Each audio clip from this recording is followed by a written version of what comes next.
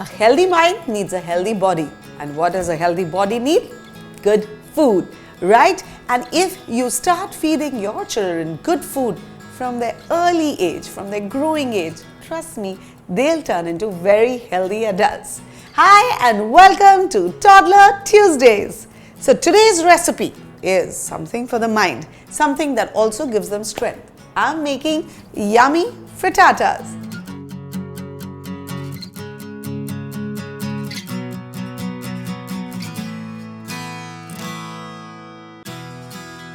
Okay, so what does a frittata have? It has exactly what an omelette does, right? But why is frittata different? For two reasons. You cook the frittata on both sides and you can cook the frittata and keep and serve it at room temperature. But omelette, you need to serve immediately, right? So I've taken 3 eggs in a bowl.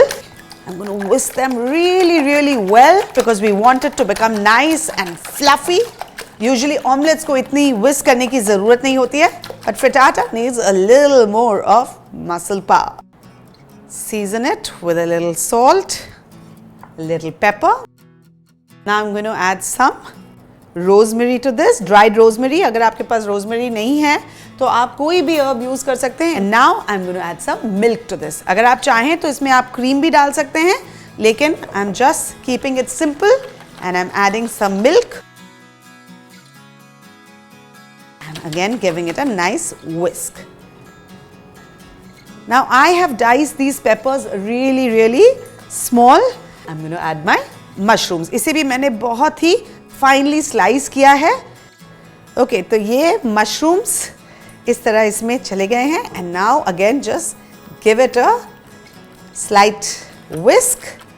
So now in goes a little butter and इसके साथ मैं थोड़ा सा तेल भी डाल दूंगी ताकि the butter doesn't burn. And I'm just going to heat this up. Now in goes the frittata mix out of the bowl and into the pan.